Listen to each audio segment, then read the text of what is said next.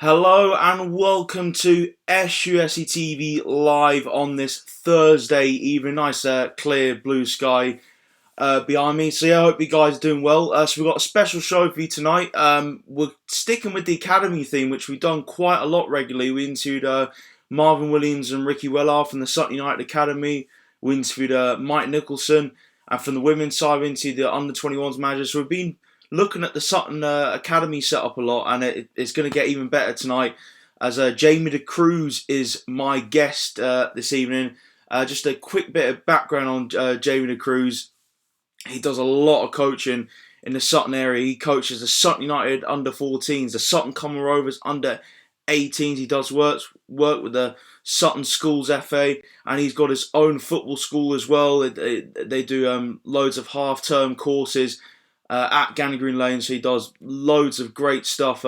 Does Jaime Cruz? So we've got a great show on offer tonight for you guys. And if you want to get your question for Jaime, as always, we want you guys to join in on live chat. So let's get it started. I'm just going to give Jaime a call now, and the interview will be underway.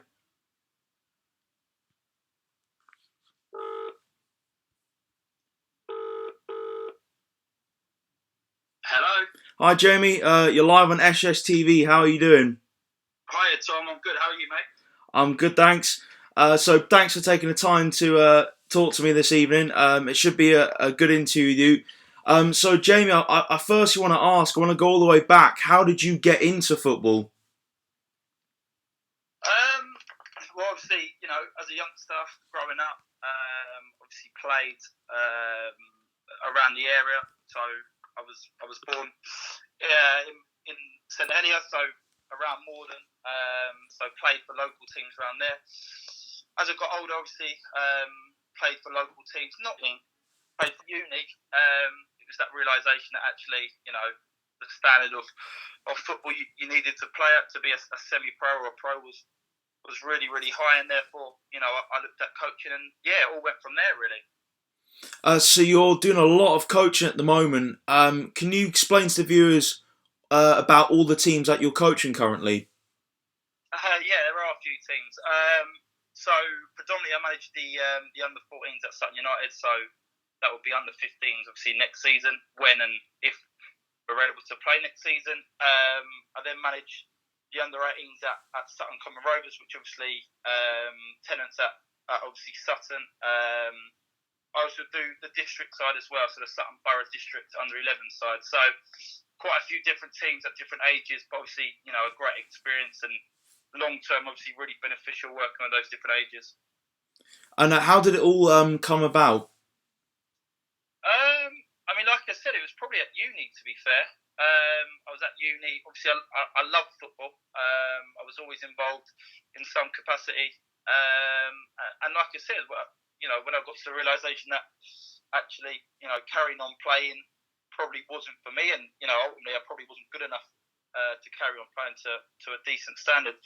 I sort of turned into coaching, and I loved it. I mean, I set up JD's football school, obviously our company, at 18. In fact, I was living in Portsmouth and running the company, coming back on weekends to run our courses in Sutton, and just built from there, really. I've done, obviously, my level 1, my level 2, passed my UEFA B at 23, and I've just grown since, really. Loads of different experiences, met loads of good people on the way, and yeah, obviously continuing to coach and try and better myself.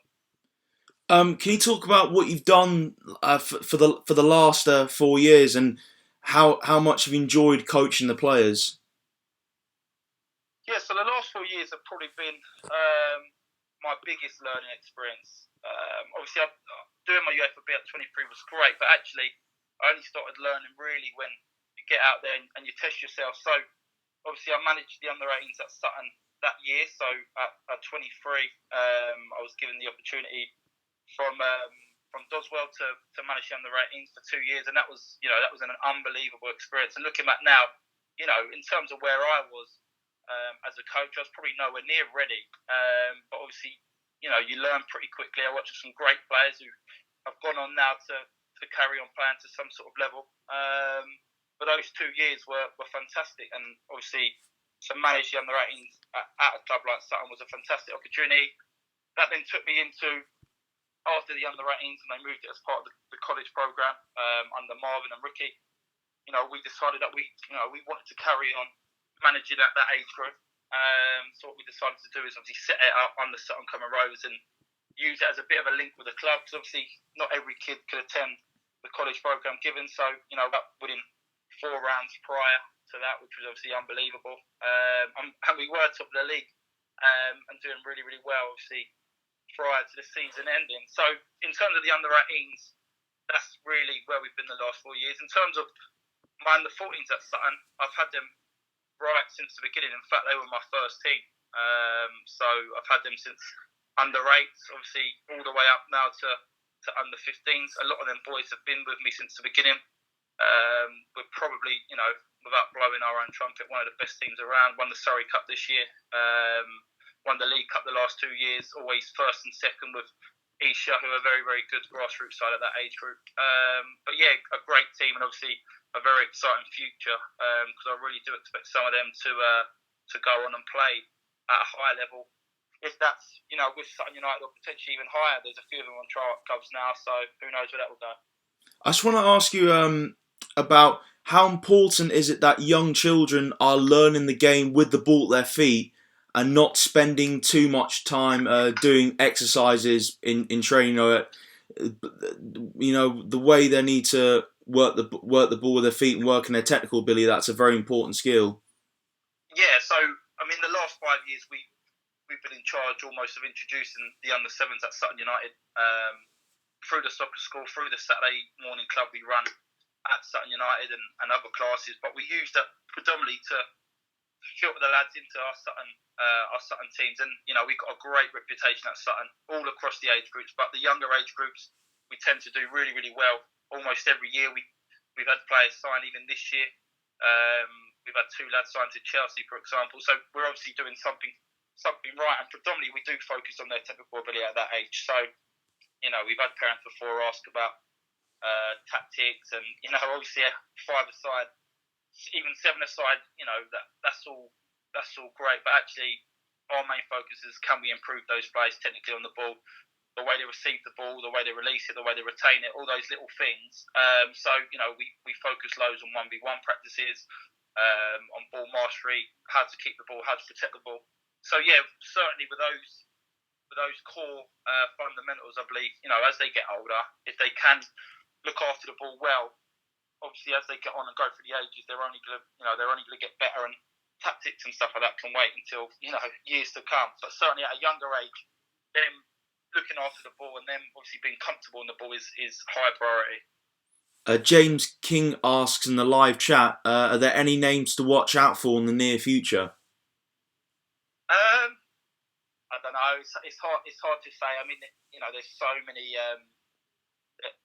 many bumps along the road, and we've seen kids who at one age are the best player ever. In fact, we see it all the time. Players at under-7s, under-8s are the best player, and suddenly, as time goes on, for whatever reason, it might be the way they physically develop.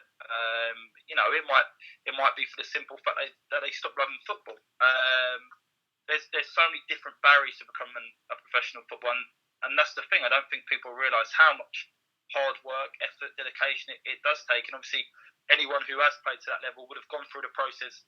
I was reading something on Twitter even today about the lad at QPR. Is it Aziz?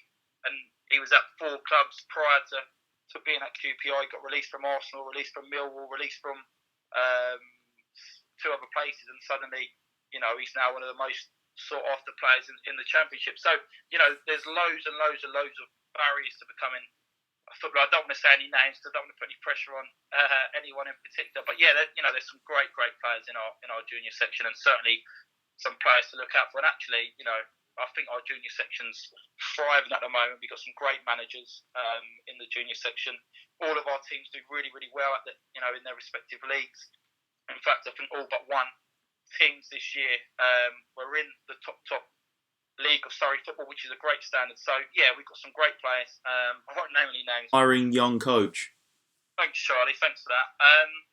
Any aspiring young coach? Well, most importantly, I think you've got to put the hours in.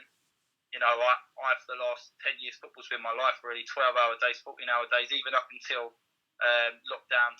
Me, my brothers who work for me as well, Daniel and Nathan, who obviously both manage teams at Sutton, and a few of our other coaches, we work 12-hour days sometimes, starting at 7 in the morning and finishing, my underwriting training. Until then, everything I've done has been predominantly football-based and certainly putting the hours in with qualifications as well. It's important. I'm desperately trying to get on my A license. It hasn't happened yet. It's hard to get on, but until then, for me, at the age of 27, just get as much experience as I can, and then hopefully, when the opportunity does come, I'll be ready. So. Nathan West asks, what's your next step in your coaching career? My next step, it's something I've been thinking about for a while, really. So, obviously, I love coaching as part of our soccer school. Obviously, working with so many different kids. And I take great pride in that as well. Actually, we have fantastic kids, great parents as well. So obviously, I really enjoy that. But in terms of me, really, I'm not too sure. Obviously, I worked at Crystal Palace for 4 years in the pre-academy and the foundation stage, which obviously I really, really enjoyed. But obviously, getting that balance between running your own company and working for a club, which obviously demands quite a lot of your time, can be hard. But for me, I think obviously when the right opportunity does arise, it's got to be a step forward now. Certainly at my age, I feel like I've been, coaching for years, which I have. There's a big difference in playing the game for a while, which obviously great, and that's right down from the little 5-year-olds on a Saturday morning all the way up to the under 18. So the next step, I'm not too sure, but it certainly has to be a forward step, and hopefully something which will challenge me. Ideally, something where is full time in terms of a team where you can have them 2-3 times a week. Because I think managing a side when you only see them once or twice is difficult to get the most out of them. So something maybe a bit more full time and something as a forward step. Bobby R asks, what has been your most enjoyable achievement so far in football? Probably this year, to be fair, in the FA Youth Cup. My under-14s, under-15s have done great to win Surrey Cups and League Cups, and we've done really well there. Even this year, our district side got into the London Cup final, which would have been a great event. But the under-18s this year, I think over the last 3-4 years, doing the 2 years at Sutton, and now obviously over at Sutton Common, I think the experiences and everything we've learned over the last 3 years sort of came to its own this year, and we've done really well. We had a great group, not just great footballers, but great attitudes. It was the first time really we got everyone at training, and there was a great buzz. So when we had our FA Youth Cup run and we beat 4 really, really good teams to get where we did to get to the first round proper, I'd probably say one of the games along there, probably the Worthing game really, because they've got 2 or 3 players in their 18s who play for their first team, so obviously play for a decent standard. They were 3-1 up against us. This was in the very first game. 3-1 up, and then with about 10 minutes to go, we equalised, made it 3-3. It went to extra time. They scored. Obviously, thought it was game over 4-3, and then suddenly we come back 4-4, and then the last bit of extra time we scored and won it 5-4, which was great. They were a great team, Worthing, and the scenes obviously after were fantastic. So probably that moment, to be fair, and the FA Youth Cup run in general. Can I actually ask as well, how are you getting on during lockdown at the moment? Are you keeping communication with your teams? Yeah, obviously it's a strange time. Like I said earlier on, going from 12-hour days to nothing has been quite difficult. But for me, it's finding different ways to be creative. We've done quite a bit on our social media in terms of challenges and videos for kids to enjoy. But even just then, prior to this phone call, I just done an hour virtual session with my under-14s. It was only a fitness session in the garden, but different ways of being creative and try to get that quality time with your players, really. Because actually, when everything stops and it is how it is at the moment, it gives you a bit more time where you maybe can have those individual chats. Obviously, football's a whirlwind. It's 100 miles per hour, and most of the time there isn't really a great time where you can sit down and reflect. So this spell's really been quite good for me. It's been an opportunity to look at where we're at from a business point of view, working on the business as opposed to in the business, which I think is really, really important. So although obviously it's not great times, and I am desperate to get back out there and coaching. It's been a different time. Obviously, with times like this, I think you've got to try and make the most of it. Nathan West has put 2 questions in the live chat. First one is, what coach or manager has had the biggest influence on your career and why? When I was 16 and we've done the college program, we had 2 really, really good coaches. So one was a former Sutton manager, which was Ian Hazel, and he was assisted by Barry Wild, who's now manager at Red Hill. And to be fair, them two were great. Prior to that, really, I only played for local grassroots clubs, so it was only managers really who were either dads or just recently qualified coaches. So Ian and Barry were great. Both, I've done stuff with since. So I'd probably say them two, to be fair. Different coaches. Ian was a little bit more, he had playing experience. So I think Ian saw stuff slightly different. Barry was a great coach and still is a great coach. So both different in their own ways. But yeah, Ian and Barry, I would say, were probably the biggest influence on my playing and coaching careers, to be fair. And the other question that came in from Nathan West was, which professional manager would you compare yourself to and why? I don't know. I've never really thought about that. I don't know if I'd compare myself to any manager. I mean, obviously the trend is that everyone wants to be like Jurgen Klopp or Guardiola, because obviously the success they've had. But I think there's some really good managers in the professional game. Certainly at the top level. You look in the Premiership and someone like Eddie Howe, who's obviously a young coach like me, and I think the way his team always play, not on a great budget, and obviously we've seen videos of his sessions and the details of his sessions. From what I've seen, he's a really good coach. Brendan Rodgers as well, so obviously had a great managerial career. So I wouldn't say I necessarily look up to any coaches, but obviously there's fantastic coaches all around, and I think those two are probably the most. I would compare myself to at that level simply because I think Guardiola, Klopp had decent careers and obviously have gone on to be top managers, whereas I think someone like Eddie Howe has gone a different route.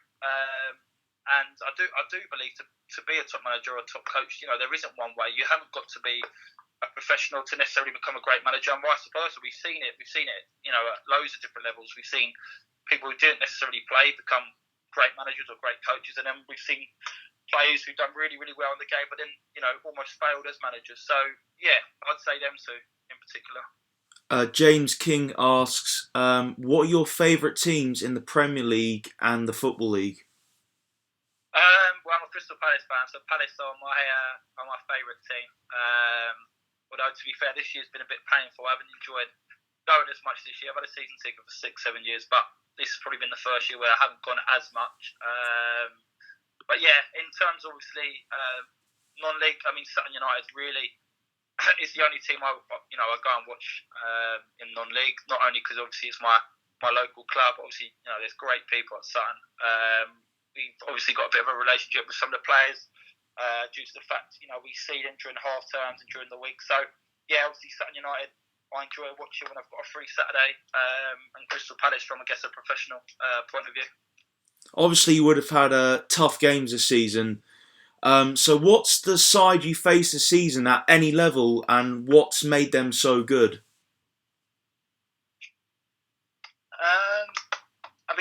Probably Worthing, to be fair, which is why I went on to say it was probably one of our highest moments. They were great, their 18s. They've always had a good under 18s side.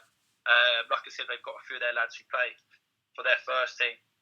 So, they're obviously decent players, and, they move the ball really, really well, press really, really well, look to play between the lines really well. So, to beat them, and, from, a managerial perspective, we really worked on the tactics at half time to how we could try and beat them and look at their weaknesses to try and identify, how we could get back into the game. And actually, despite us winning, they were, without a doubt the best team we played this year. And I've checked their results since, and I think they beat near on everyone quite convincingly. So yeah, obviously done really, really well to get a good result there. How much football coaching books do you read to pick up tips and develop yourself?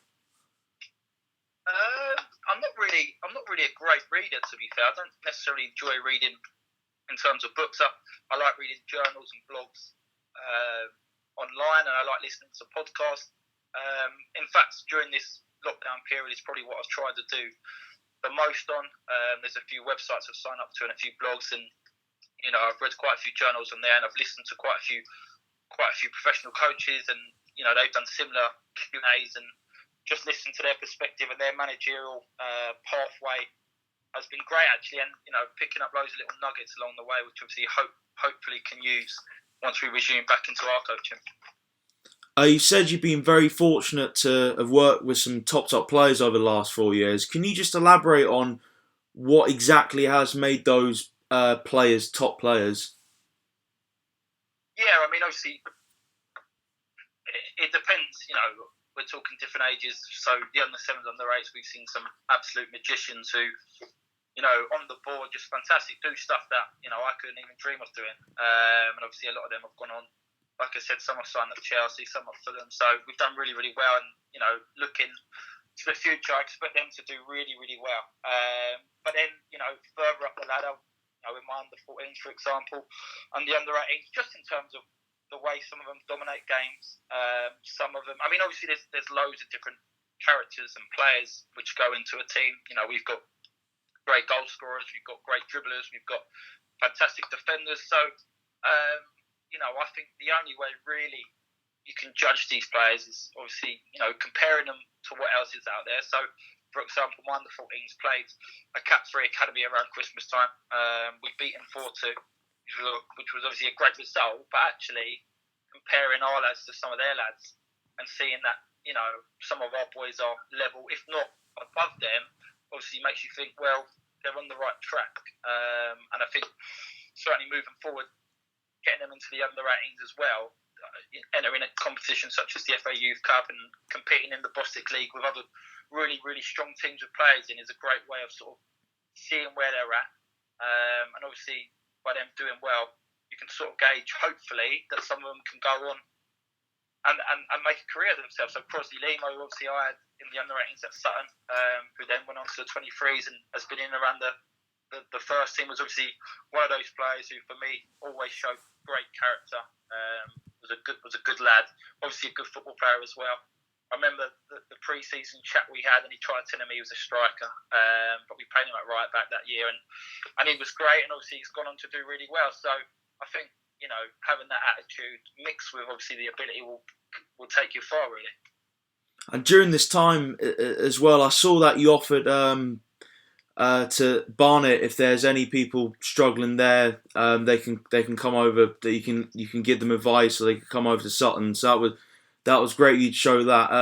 It just must be really tough in this pandemic with youth academies like Barnet struggling. Yeah, I mean Barnet, done really, really well this year in their FA Youth Cup run. I saw, in fact, watched a 20-minute documentary on their run, and it looked like, it looks like it's a really, really well-run academy. So obviously a sad time for them, and obviously there'll be some great players, managers, coaches in there who, technically probably don't have a club right now. And I think this is the problem, that during this time you might see players drop out of football. Hopefully not, but I think, it's important that there's opportunities for players who maybe, I've dropped out the system for whatever reason, and therefore, I know we're not necessarily next door to Barnet, but we're not too far away. And if any of their lads were from around this area, then we could give them the opportunity just to get playing again, especially when this lockdown hopefully ends, which will be soon. So, a couple more questions in on the live chat. James King asks, Bourbons or custard creams? Bourbons. And Bobby R asks, with always being so busy with football during the current pandemic, how have you filled your time up, and what you most looking forward to when football can be played again? I mean, spending time really with family has probably been the thing we've done the most during this spell. Obviously, like I said, my girlfriend's pregnant, so we're expecting that in the next 3 months. Obviously, the baby's due, so spending time with her has been great for most of it. Not all the time, but for most of it. So obviously, that's been quite unique.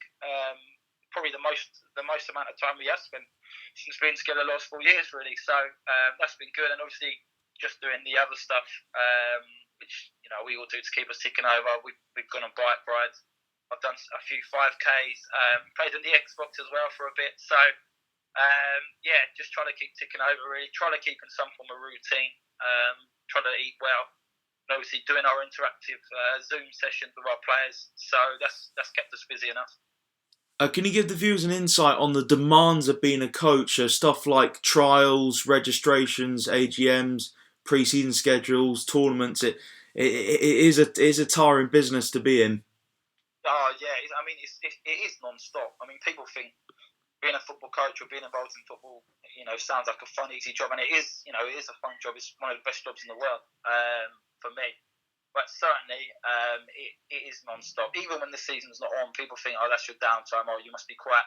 Actually, it's the opposite. We're probably the most busiest during the summer with tournaments, with, like you said, trials and registrations, and getting everything prepared. The hard work's done during those months. When the season's actually going ahead, you can focus really just on the football side of it. But it is non-stop. But there's so much to look forward to in that spell. So when you've had a hard season, you start looking forward to the summer tournaments and the trials and recruiting and stuff like that. So it is non-stop. It is 24/7. That's not forgetting about the fact you try and speak to the players individually as much as you can. You try and create that relationship and that link, and if it's with younger players, you try and do that obviously via their parents as well. So there is so much more that goes into coaching than just what happens on the grass, and I think that's one thing that maybe people don't appreciate. With coaches enough, is that actually what you see on the pitch is only a small part of it. Everything else which goes into it is actually what makes it run, really. And for me, I've always been quite big on trying to be as organised as possible, try to be as set up really, so that when the season does start, it sort of flows naturally. And if you get that wrong, sometimes it can catch you back up, really. So even this year with the under-18s, I've done all the secretary stuff, and that's almost a job within itself. I was really lucky at Sutton that I had Gareth Miller done it for me for the 2 years, and he was brilliant. And since obviously realised what a hard job. So for example, if you're watching a game and you really like one of the opponent's players, how do you go about possibly getting them to come on your team? There's always a stigma around it, because obviously people don't like the thought of you poaching their players. We're quite lucky at Sutton that obviously the name sort of talks for itself, and people come down, they see the senior player, we really like him, we'd like to invite him down to training. Obviously, I wanted to do this up front and talk to you and be honest, see your opinion. And actually, it worked really, really well. The managers in question both allowed the players to come down, and we ended up signing them. But I think just by doing that and just by being transparent, it actually created quite a nice link and relationship. And actually, they respected us more for doing that. So, I would always say the best way of approaching any players would be, the right way, and to be honest about it, as opposed to doing it behind people's backs, because inevitably you'll get caught out, and suddenly you can start not getting a great reputation, obviously falling out of people, which you don't want. So I would definitely say honesty is the best policy. How hard is it to motivate players to make sure that they don't become complacent? I think it's one of the biggest tasks for a manager or a coach to keep players motivated, because it can become monotonous, and it can become 24/7 and the same old. And this year, for example, I've had players with me for 4 or 5 years, and even now I'm thinking, when I do my team talks, or when I talk to them one-to-one, how can I approach that player differently? How can I motivate that player differently? Especially these days when a lot of players are extrinsically motivated, and therefore, they're motivated from different reasons. They're motivated because it's cool to be a footballer, and the lifestyle and the money and everything that comes with it. But actually, how can you intrinsically motivate a player where they want to do well for themselves? How can you how can you motivate them so that they want to be the best player possible? And even just then on our Zoom session, we had almost the whole squad there. And that's in the hope that it becomes a mentality. They haven't got to train. They haven't got to train. They're not at training. Most of them are doing it in their garages or in their front rooms or in their bedrooms. There's no room really to do anything. But it's that mindset that actually we want to outwork any other team or any other player in their position. We want to be the best teams and the best players around, and ultimately that comes from having that mentality and that temperament where they want to outwork anyone. A couple of questions coming on the live chat. Firstly, from Sahil Sai, ask Jaime why he didn't pick my nephew for Sutton United. I don't actually pick the players at Sutton United. So obviously, I help get the players down to the trials. Obviously, we select the managers as part of the committee at Sutton United, the junior sections, and obviously it then comes down to the individual managers selecting their players. So sorry, Sahal, I can't take ownership for that one. But all I would say is keep practicing. Obviously, that is another thing really at Sutton United. We get so many players come down to trial. Some age groups had over 100 players last summer, and the reality is we've only got certainly at 11 spaces for 32 players. Down below, even the under 7s, under 8s, we've only got space for 16. That's 2 sides. So to feel that is almost it is impossible. It's an impossible task.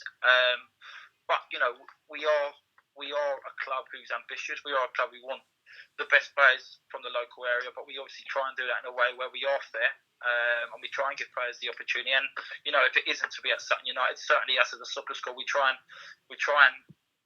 push players onto other local clubs who can accept players, and hopefully they can develop there. So James King asks, that's a good point on complacency. How do you keep them grounded too, so they don't all expect to be 100 million quid Premier League players? Reality checks are obviously really, really important. We know the stats, and 0.001 or whatever it is will become footballers. So we encourage them to make sure that actually we try and work on the person as well as the player. So we try and, through the soccer school and through all our teams, we try and make sure that actually the player the person we're coaching as well as the player, which is important. Having nice manners, shaking hands, obviously not during the current times, but shaking hands before and after each session. The way they speak to each other. Once we're on the football pitch, obviously I expect them to be winners, and once we're training, we want 100%. But actually, all those characteristics we want them to take into further life, whether that's at school. We want them to be polite, we want them to be respectful, and we want them to work hard. So I think the reality check is there in respect of, we wouldn't allow anyone really, well, I certainly wouldn't allow anyone to go above their board. And you do get, of course you get good players who, might suddenly think they're better than everyone else. But I think just by reminding them where they're at and where, hopefully we can get them to, but actually, it's got to be done a certain way. And I think the way society is today with social media and stuff like that, it is easy to sort of get sidetracked and think maybe you are better than what you are. So I think, as coaches, it is really important to keep people grounded. But, we want to encourage them. We want them to do well. But there's steps and, small steps, platforms. And as long as, we're always going up gradually, I think, we can try and get players to the best possible level for them to play at. Midas Scram asks, who was your footballing idol growing up? Most people say, the obvious, but mine personally would be probably a Crystal Palace player. So, I remember going with my dad at a young age. So people like Dougie Freeman or Andy Johnson. Even before that, obviously people like Ian Wright. I looked up to, even though it's slightly before my time. But it'd be one of those Crystal Palace players really. Just because obviously for me, going there most Saturdays, it just become, obviously a little bit more personable, and I was seeing these players play live in front of me. Whereas when I was younger, actually, I didn't feel I watched much football on the TV. For me, I preferred watching it, whether it's at a park or supporting at a ground. But probably one of those Crystal Palace players. Different nowadays. There's such a hype and an obsession to be, there straight away at under sevens, under eights. We see it every year, and actually, it's probably got worse every year. The demand to be at a pro club, the demand to get a contract. We've seen the complete opposite. We've seen players who have gone, to get signed. I'll give you an example. We had a lad called Cameron. He played with me at Sutton United with the under 18s. He was actually an under 16, so we paid him up. He only played half a year before he got picked up by. He went to Wolves. He didn't get into Wolves. He went to Aston Villa. He didn't get into Aston Villa. But he eventually got signed to Leicester. Played at Leicester for a few years, and then really recently, a couple of months back, actually got signed at Man City. So he's now on a extended scholar, I believe, at Man City. So using him as an example, I don't believe he was at an academy at a young age. I know he joined Crystal Palace as he got older and stuff. But my point is that it doesn't really, there's no one way. We've seen players start at academies from right down, under 5s, under 6s, under 7s. Suddenly at under 11s, under 12s, they're not playing football no more. And then we've seen the opposite. We've seen players who have been at grassroots level all the way up to under 14s, under 15s, under 16s, get signed, and then they're the ones who obviously go on. They're the ones who have gone on and done really well. So certainly an obsession. But I do think parents need to be patient. I think players need to be patient. I think almost coaches need to be patient, because ultimately there's no one way. And I think as long as you're surrounded by good coaches, good players, a good infrastructure, then players can do well and reach whatever standard they want to reach at any age. I think the most important thing is that they do enjoy it and that they find it fun. And everyone's on Instagram now, these under 7s, under 6s who I didn't even have a phone until I was about 12, 13. So how these 7-year-olds have Instagram, I don't know. But there is an obsession with it, and I think as parents, my only advice would be to try and guide these young players instead of putting such a pressure on them. First and foremost, make sure they enjoy it, make sure they love it, and make sure they have loads of fun. What are your views on VAR?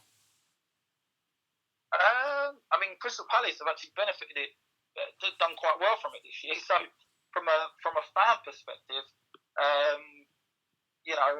it's been alright. It's been alright to me. But it is what it is. I think this year was obviously the first year we've used it properly. There was loads of teething problems, and certainly the one thing I don't like about it is the fact that it's delayed, and it certainly has an effect on the atmosphere in the ground, and you've seen that quite a lot this season. Actually, I was at Selhurst Park when in the last minute Jack Grealish scored. Aston Villa fans went crazy, and the ref didn't give it. He ruled it out. VAR ruled it out for a handball, and even watching it back now, I don't think it was handball. But that caused uproar in the stand. I remember seeing the fans were fighting the police, and it was crazy, really. But I guess that's what comes when you're almost playing with the emotions of football fans. And football fans go to the game because they want to see it live. They enjoy it. They feel it. They kick every ball almost. And when that seems to be almost toyed with via TVs and people based hundreds of miles away, it almost takes a little bit of that reality, that feel away from it, really. So I wouldn't say I'm the biggest fan of VAR. If they get it right with key decisions, it is what it is. But I think this year there's been far too many mistakes, and I think if they are going to continue with it, they've got to iron out those mistakes. Do you use video cameras to record games and training sessions? And if so, how much has it helped? Yeah, we've always filmed our games. Right at the beginning, it was just via a little camcorder, but now actually this year we invested in a video camcorder, which was it was expensive, but it was quite new, and it's done really, really well with us. So it actually tracks the ball.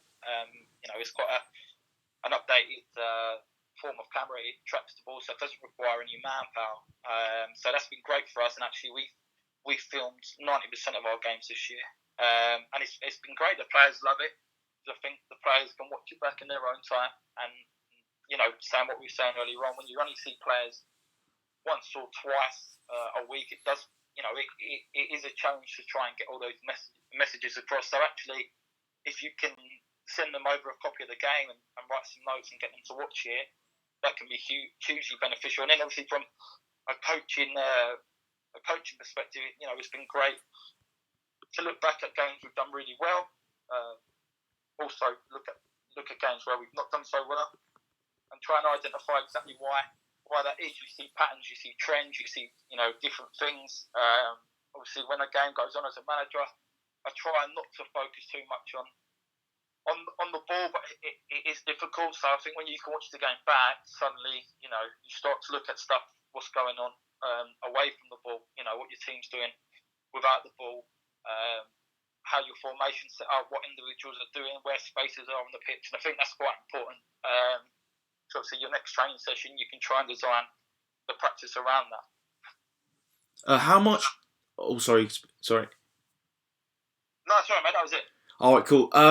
How much do you thrive on being given the chance to develop good young players who've just had a lack of opportunities to play elsewhere? Yeah, definitely. You certainly get a bit of a buzz when you can try and get a player in who maybe hasn't played as much football elsewhere, and you sort of get them in. And actually, we've seen it quite a lot, really. Players who've come in from clubs where maybe they weren't playing as much, and you get them playing, and it proves what a massive role confidence plays. Playing well, and then obviously the opposite. If I was unconfident or for some reason, if I wasn't quite happy with something. So yeah, I mean, confidence is massive. Not every player will be for every manager, and you've certainly got to find the balance between the players you bring in. But I think getting in a player who maybe is a little bit low on confidence, but certainly you see something in him, if you can get their confidence up and you can get them happy and you can get them enjoying their football, then you can suddenly see a completely different player. And, we've seen that loads in recent years. Players who maybe wasn't quite good enough for academy or wasn't quite good enough for another team. They've come to us and they've exceeded probably our expectations in terms of what we thought we were getting. Simply because you put them in an environment where they can thrive and they enjoy it, and suddenly you've got a great player on your hands. What are your thoughts on academies stopping under 11s playing for their district side on Saturday mornings? I mean, I won't go too much into it because I've got quite strong views on this. But I mean, from a district managerial perspective, I guess this year I wasn't overly happy with the fact that some of my players weren't allowed to play for the district. Certainly because I feel to play for the district or to play for your district is a massive honour, and I think it's only a year. Certainly at primary school level, it's only a year, and it's a great opportunity to look back and to put on your CV to say that you played for the Borough of Sutton's fantastic. And I think almost to get players out of their academy bubble, it's great for them as well. It's great for their development. It's great for their social skills as well, to meet other people who maybe they go to school with, or certainly they know from other schools. I look at the district side I had this year, and the majority of them all come to the soccer school and are all part of Sutton United. So just to be away from that maybe academy environment and to allow them to play for a different team was fantastic, and it allowed them to connect at a slightly different level, and it was a good standard to the district this year. So it wasn't like they were playing for a standard which wasn't beneficial. It was beneficial, and actually I thought for the lads we did have from the academies this year, they certainly would have learned stuff from say the grassroots players we had. So yeah, I mean, I don't think it's right for academies to block them.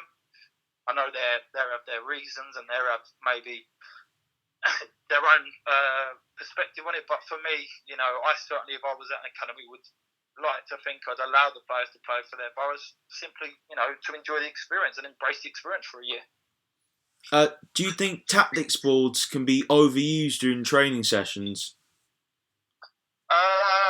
Yeah, Yeah, I do actually. I mean, I'm not a massive fan of tactic boards during training sessions. I feel, they can almost become a little bit time absorbing, and I feel like you can end up spending too much time. If you've got an hour to coach players or an hour to manage your side, I want to get straight out there. I don't want to waste any time. You almost want to make use of every single second you have. And the reality is, most of the lads, you show them a tactic board, would still rather go out and see it live on the pitch anyway. So I think some managers, coaches probably get a little bit too obsessed with tactic boards, but actually, it depends on the type of learners your players are. I personally always prefer seeing a session live in front of me on the pitch rather than on a tactic board. And I'm sure, a lot of kids are like that. So I feel like you can get too bogged down using tactic boards, and actually, you're probably better just getting out there and starting your sessions. This season, you coached up to 6 different teams, from under 7s to under 18s, grassroots to district level. How much has that broadened your horizon as a coach? Yeah, I mean, I've always done. I started right down the bottom, so I think in terms of experience, it's great. It's completely different, and I think actually the best coaches, even at the highest level, could still go down and coach the babies, the young ones, because actually, you can learn as much from them as you can in the 18s. So you get so many different characters, so many different personalities, and different people, and ultimately, man management as a coach or as a manager is huge. In fact, it's probably the biggest trait as a coach you can have to be a great man manager, and that almost comes with just getting used to different people, experimenting with different people, having conversations and coaching, and your coach players who maybe you don't have a relationship with, and obviously your coach players who you have a great relationship with. But that's all part of learning. Working with the 5-6-year-olds can often be tiring.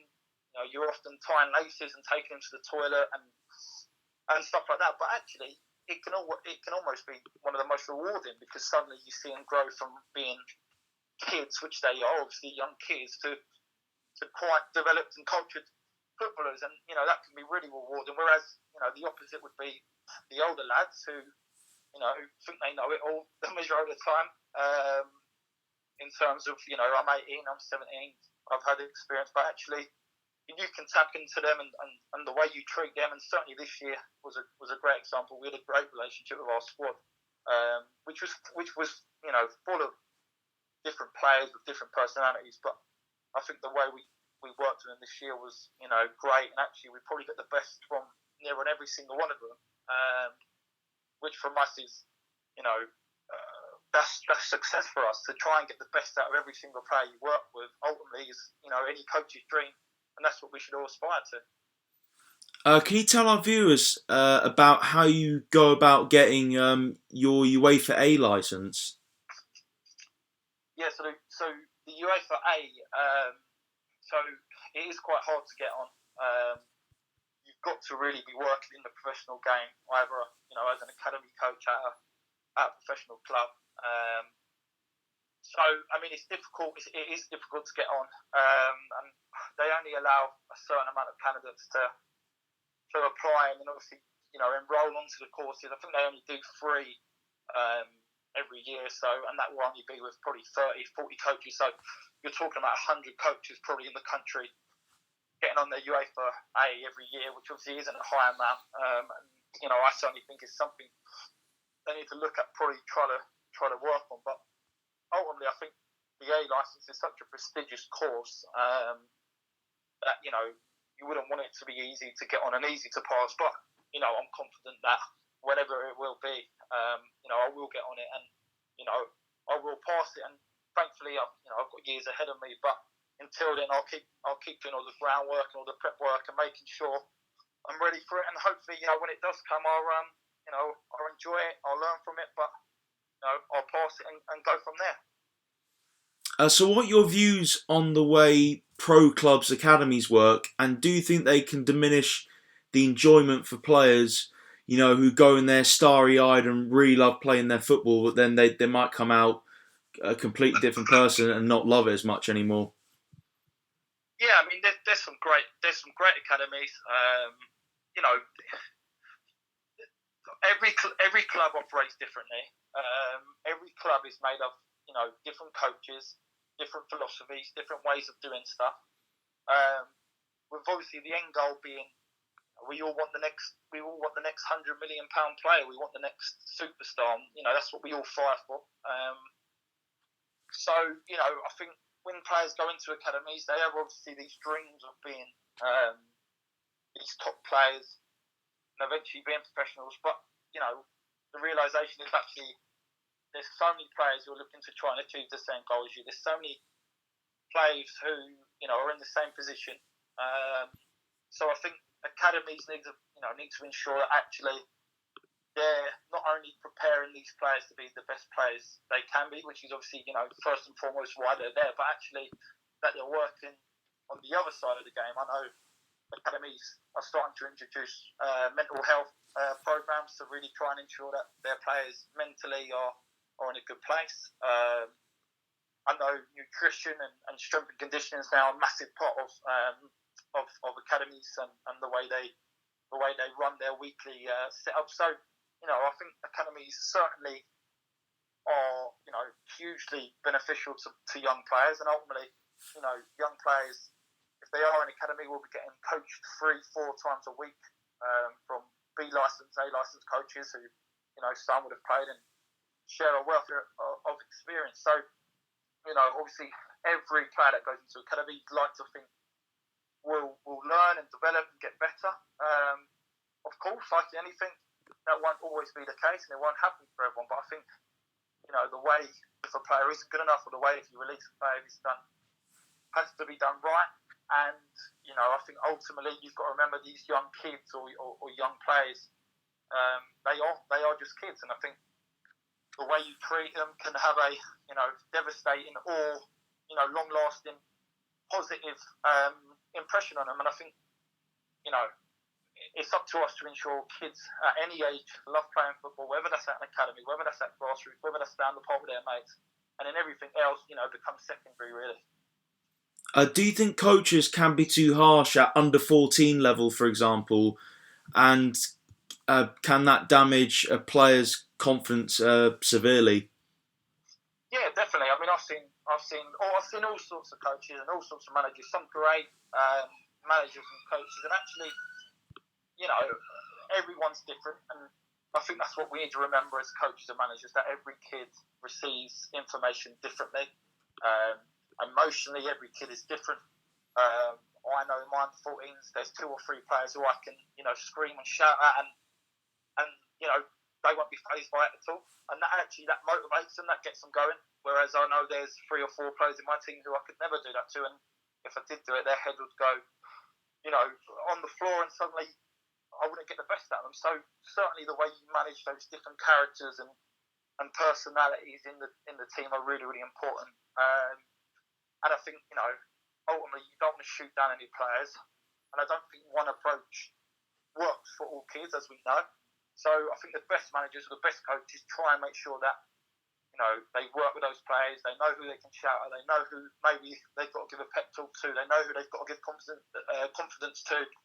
And by doing that, you aim and you strive to get the best out of all the players you work with. And obviously, being a coach, you need to set an example for the players. So it's important for a coach that they can't be over the top with their language on the sidelines. Yeah, definitely. I mean, at under 14, I wouldn't, I certainly don't swear on the sidelines. And, if I do, most of the time it would be in my head as opposed to, so the kids can hear. And, we all get frustrated. Football is an emotional game and, we want the best from all our teams and players. But, yeah, I genuinely believe that a team represents the manager, represents the coach. And I know I'd always like my team to represent me by being, by wanting to win and by, wanting to be the best out there, but actually, not at all costs, in respect of we won't allow our principles to go out the window, just to win. We wouldn't encourage, to cheat, or we wouldn't encourage to be, a horrible team where people spoke about us by maybe not being such a nice team, or, for me, I take a lot of pride out of the fact that, we're a likeable team and we've got likeable players and people say nice stuff about Sutton. under 14s. And I think that's really important. You want people to say nice things about your team. Yes, of course, we all want to win, but there's also so much more to it. And certainly working at the foundation and youth phases, we want to encourage footballers to be good people as well as good players. If there were 3 things you wanted an opposition coach or manager to say about your team, what would they be? Good question. I'd like them to say we're hard working, because I think my minimum requirement would always be maximum effort. So I always ask for maximum effort from all our players. There's no excuse for anything less for me. So I'd like them to say they're hard working. I'd like to say they're organised. I'd like someone to say we're organised, because I feel the work we do in possession and out position and with the ball, without the ball, and all the bits in between, makes us organised. I think putting 11 players on the football pitch is the easy part, but actually getting them to do what you want them to do well is the hard part. So I'd like to say organised, and then I'm trying to think of something which isn't so cliche. Probably creative. Maybe I'd like a manager to say we're creative. I'd like to say we're a team. We try different stuff, and we try and create good technical players who actually are able to make their own decisions, as opposed to all led from the manager or the coach. So I think creative would be a good one. I like the thought of mavericks on the football pitch and players doing stuff that maybe players shouldn't be doing at that age. I like seeing that.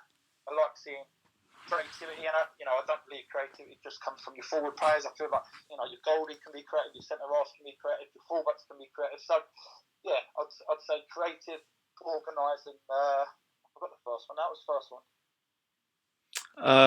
It slipped my mind. Hardworking. Hardworking. That was it.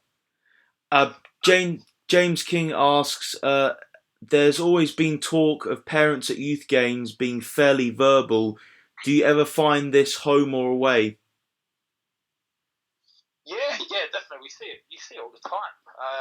I know quite a few professionals have spoken about it recently. I saw Gary Neville and Gary Lineker talking about it recently. I mean, parents become so obsessed. They almost, want to relive the game or almost walk through the game with the players. But actually, it can have such a detrimental effect on the players.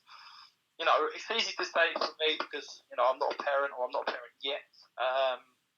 But, having coached and managed for quite a while now, I'd like to think that actually, just by encouraging your child, just by supporting them, just by talking to them, if you want to point out stuff they could have done better, or maybe stuff they didn't do great, there's nothing wrong with that. But do it in the right way. Do it in the right way where they're not going to dread going to football. Do it in a way where you're helping, you're aiding their development. Parents play a huge role, and we've seen parents get straight in the car and absolutely, demoralise their young kids. And we see the opposite. We see some great mentors and teachers who, are with them through the highs and through the lows. But, in terms of on the sideline, nothing wrong with encouraging your kids, nothing wrong with encouraging your players. But, certainly don't overcomplicate it. Don't give conflicting messages to maybe what the manager or coaches are doing, and ultimately show respect. Because everything you do on the sidelines, most of the time, will rub off on those players. So, they've got a huge role to play. The majority do it really, really well. Obviously, the minority, like in anything, maybe don't. But it's up to us to try and educate those parents and hopefully, get the best out of them so that actually the child gets the best out of it. When you have an injury-hit squad, do you pinpoint those sorts of games to show what you're really made of as a coach? Yeah, that's a great question. To be fair, we've been riddled with injuries this year. Certainly in my under 14s. We had a lad signed to Charlton really early on this season, and then we had 3 or 4 key players injured. And we were almost going to games with the bare 11. Certainly this year we'll be expanding the squad simply because you don't almost expect to get as many injuries. But this is 2 years on now. We've had quite a few injuries, and yeah, definitely. I think you always go into every game hoping that you've got the squad you want to put out that day.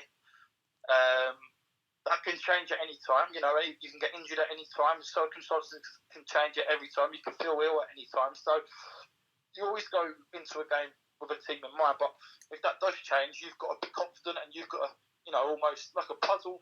You've got to work out things, and you've got to find things that fit. And sometimes it might be that you do stuff a little bit different, slightly unorthodox. But I remember this year playing. We went to Greyshot Athletic, which is right down in Hampshire. Why they were in the Surrey Cup, I'm not quite sure. A 9 a.m. kickoff. We had half our lads still on the A3, and we only had the bare 11, so we had to get started. It was a Surrey Cup game. We had to get started, so we ended up playing the back three with one of our strikers at the back, and actually, we went on to win the game, but it almost brought out different challenges for players. And as a coach, it's quite nice sometimes when pressure is on. Sometimes you've got to adapt and be brave and make those decisions. And if they pay off, obviously, it's great.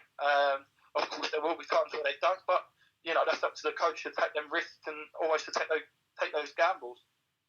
As a coach, what have you made of the insight you get into coaching in these sporting documentaries you get on Netflix and Amazon Prime? Oh. Apologies about that. I just lost connection to Jaime there. Give me a sec.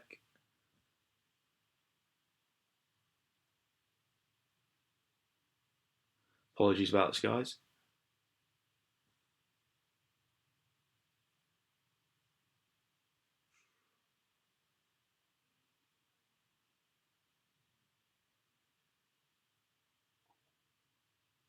Hi. Bear with me. Try again.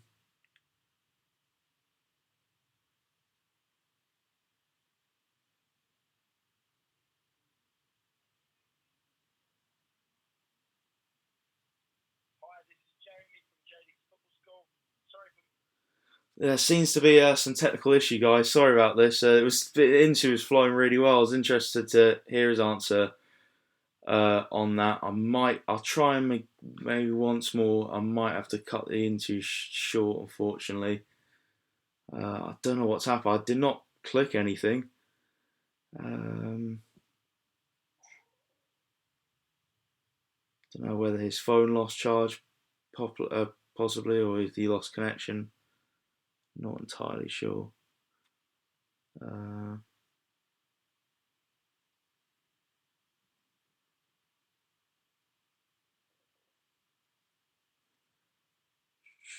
Right, to fill the time, actually, I'll announce the goal of the season results. So, in a joint 10th place, both of Rob Milsom's goals against Torquay and Chorley. 9th is Will Randall against Hartlepool. That got 2%. Jamie's calling back now. Hello? That's all right, no problem at all. Sorry, what I was going to ask you about was, as a coach, what have you made the insight you get into coaching in the sporting documentaries you have on Netflix and Amazon Prime? Yeah, I think they give you a different insight to what obviously your average grassroots coach would get. I mean, I watched the Sutton documentary quite early on, and I really enjoyed it. I think it gives you a completely different idea of what goes on behind the scenes. The Sunderland one in particular, there was a load about the fans and the board and the chairman and stuff like that, and maybe the business side of the football team. So I mean, I try and watch as many of those different documentaries and take as much as I can from it. Obviously the stuff on the training pitch and stuff like that is quite limited in those documentaries, but actually seeing the culture of these different clubs and the way they do it, there's quite a few out at the moment. I know Leeds have got one out. Juventus have one out. There's quite a few currently out. So I think they're definitely worth watching. And those little bits of information you see, and even stuff that there's the good, the bad, and the bits in between. I think as a young coach, certainly you can take into to what we do, and it gives you obviously, like I said, an extended insight into to what it takes to be involved in a club at that sort of level. I wanted to get your thoughts on 3G pitches as well. What do you make of them? Yeah, I mean, I'm massively for 3G pitches. I know Sutton's had its, I guess, haters at times, but I don't know really how you can be against it. Constant ability to play throughout the whole year opens up. Sutton United is almost now a community hub. It's in use every single day from 9 a.m. Right up until 9:30 p.m. in the evening. So, I can't really see how anyone can argue against a 3G pitch. For me, they create great players who are able to play, all the time. You don't get cancellations, you don't get postponements. Obviously, from a club financial point of view, it brings great revenue into clubs. Certainly at non-league, where they need as much money as they can. So, I'm massively for AstroTurf pitches. I know there's more and more coming out, which I think is great. You look at this year, for example, my junior section would predominantly play on down the green, Collingwood, which obviously this year was a complete wipeout. We never played. I think we played 2-3 games on it, and that was it. I've been managing the side for 5-6 years. I can never remember not being able to use Collingwood until this year. And I know it was quite extreme weather conditions this year, and the rain was bad, and we had 2 storms in between and stuff. But if that was an AstroTurf pitch, we would have got the younger ones playing. I mean, we were quite fortunate. We still got to play at Sutton United on the first team pitch, and we had a few games moved to alternative 3G pitches around. But take those 3G pitches away, and suddenly kids aren't playing football. The more 3G pitches around, kids can continue to play. Financial benefits for the clubs, and like I said earlier on, they almost become a social community hub. Which is great. I love turning up to Sutton. Because I know I'm going to go down there, I'm going to see people from different teams, from different ages, it sort of adds value to that community sort of feel really, and certainly at a club like Sutton where we know that pitch is going to be used all the time. If it's not Sutton United playing on a Saturday, it might be Sutton Common Rovers. Midweek, you've got the under 18s playing in the evenings, you've got the kids teams and the ladies teams playing on a Sunday. So yeah, for me, 3G pitches are certainly the way forward.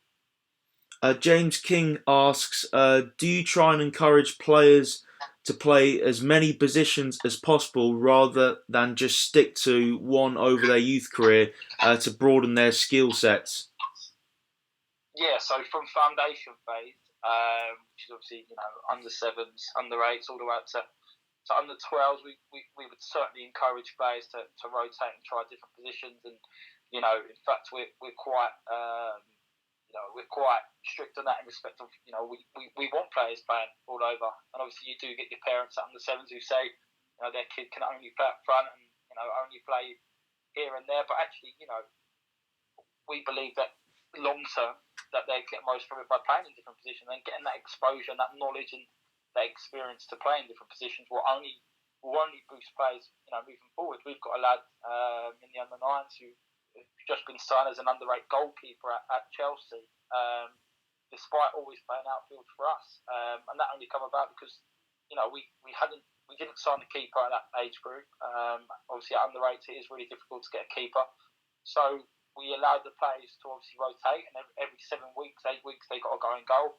This kid in particular was, fantastic, and after a while, he wanted to continue playing and goal on a more permanent basis. And obviously, since then, he sort of found his own really, and ultimately he signed at Chelsea and will go in as the under 9 goalkeeper at Chelsea next year. And, that's only come from really that experience and us insisting that players must rotate and get exposure to different positions. So yeah, really, really important. As you get older, under 14 to under 16, the youth development phase, I guess it becomes a little bit more, you almost become a little bit more fixed on getting players to play certain positions.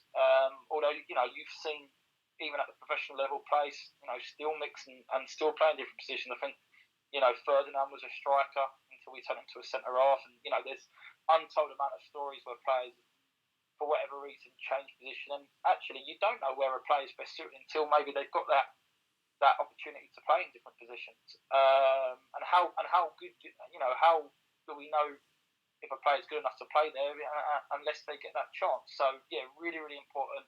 And to create a more cultured and a more intelligent player, I think by playing those different positions, if you've got a striker and you play him at the back for a few games, that player suddenly going to appreciate defending a lot more. And likewise, by playing your maybe more defensive-minded players up front, suddenly you start to allow them to be a little bit creative when they could take that back to maybe when they are defending again. So loads of great trade-offs for rotating players, and actually the long-term goal is that players are comfortable playing in as many positions as possible. Karen West asks, how do you feel football has changed since you was playing Little League, i.e. playing in all weathers and playing competitively for trophies at such a young age? Well, obviously, when we were playing, it was still a lot of, it was still 11v11 at under 10s, and it was still trophy competitions, even at the youngest age. Obviously, now it's a lot more, it's a lot more organised in respect of, we go through the different formats, the 5v5, 7v7, the 9v9, 11v11. Obviously, grassroots football isn't competitive until under 12s, although they do start to filter competitions in at a younger age. At under 7s, under 8s, under 9s, kids don't really, kids aren't bothered about leagues, and they're not bothered about necessarily winning trophies. They just want to play with their friends. Of course, they want to win.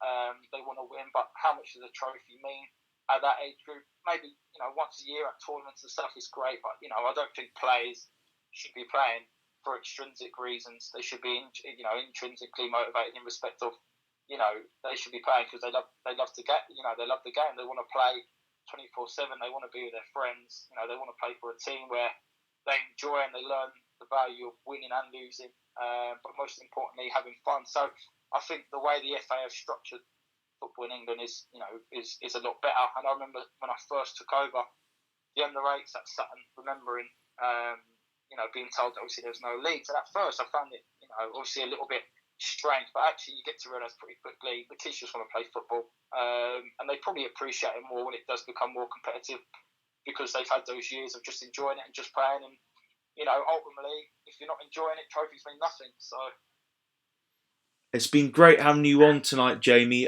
Just one last question: where do you see the direction of the Sutton Academy going in the near future? I mean, it's a really exciting time, really. Obviously, Ricky and Marlon do a great job with the academies and the older age groups. I like to think the people in the junior section, there's so many names to go through now and in the past, who have created a great foundation really for players to go on and go and do really well. I'm biased. I'm biased because I've been involved at Sutton for quite a few years now, but I think we've got the best infrastructure around. I think, if I'm honest, I don't think we're far off being of an academy standard. Certainly, if you look at the standard of players, we're getting and the standard of teams, and we're now in a junior section where, over the sake of the last 10 years, we've gone from having managers who were parents in every age group. Some done absolutely brilliant, but having parents in every age group to now having level 2s at nearly every age group minimum, and UEFA Bs at some age groups as well. It's great, and it's an exciting time. And obviously, people don't always realise, but Sutton United is we're all completely volunteers in respect of the junior section. So everything we do is obviously for the kids, and we do it because ultimately we want to try and create that infrastructure, that environment where players can go on and do really, really well. And the pathway is looking good. There's a strong link across the age groups, and I think now our aims and ambitions are how many of these younger players can we get through to the first team. Certainly at the standard they're playing now, National League, which is obviously a good standard, only one away from being pro. Can we get to the stage where actually some of our best players don't want to be tempted to go off to local League 1 or League 2 clubs, and maybe actually they're going to be happy and they want to try and aim to get into the first team at Sutton United, so that potentially we can take the first team on to the next level, whatever that may be. So we've had some great players play for the first team who have played in the youth system. And I think it's, now more than ever important that we try and create even more. Well, Jamie, thank you very much for coming on tonight. It's been a pleasure speaking to you. You've given some fantastic insight to how the junior section works, and it's certainly in great hands, and hopefully we'll continue to move in the right direction. So yeah, really appreciate your time, and thanks for coming on tonight. Anytime, Tom. Thank you, mate. It was really good. Thank you. No problem at all. Thank you, Jamie, and have a good evening. Stay safe. Cheers, mate. You too. Bye. Bye-bye. Well, guys, hope you enjoyed that. Sorry for a little technical glitch there, not sure what happened, but we got back on track anyway. So actually, I'll just continue reading out the goal of the season vote. So I got to, obviously, Rob Milson's goals were joint 10th, and Will Randall's versus Hartlepool was 9th. So moving on to 8th place, we've got Harry Buteman versus Yeovil on 2%. In 7th place, we've got Jamie Collins versus Dover on 3%.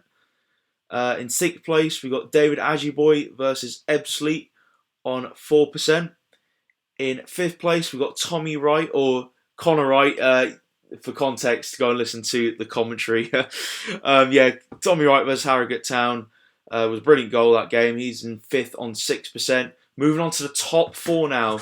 So, Omar Bugel features in this top 4 twice, and he starts at number 4. His great goal versus Wrexham towards Christmas time. So that is on 7%. Now into the top 3. Harry Buteman versus Barrow on 8%. Now the final 2 is Omar Bugel versus Woking, or David Ajiboy versus Woking. So Woking feature heavily in this top 2, and 2 separate games against Woking as well. So Woking have really felt our best goals this year. And in 2nd place, it is David Ajiboy against Woking on 13%, which means it's not just the Vanarama goal of the season, it is the Sutton United goal of the season. Omar Bugel's wonderful, smashing, dipping half volley against Woking on 55%. He tops the lot. So there you go. Omar Bugel has won Sutton United's 2019-20 goal of the season. So congratulations, Omar. So that's it for the show. Actually, just a couple little messages. Happy 100th birthday to Captain Tom Moore, hero to everyone. I'm sure everyone knows the story by now. I just want to wish him a happy 100th birthday. What a milestone to get to. And he's raised so much money for the National Health Service charity. So what a guy is. And actually, just a bit of football news came out the other night. Obviously, the sad passing of Leeds United and England legend Trevor Cherry. So from all of us here at SUFCtv, our thoughts and condolences go to the family of Trevor Cherry, and of course Leeds United Football Club as well. That's an all the football clubs play for. Obviously, in particular Leeds, he's held in the highest regard there for the clubs he played for. So again, sad news the other day to hear about that. So that's it, guys, for tonight's show. Really hope you enjoyed it. I thoroughly enjoyed interviewing Jamie, top guy. We've got a top academy set up. So yeah, we are in great hands, and we'll see you next time. Really appreciate you guys tuning in. As always, great on the live chat. And yeah, see you next time, and have a good rest of the evening.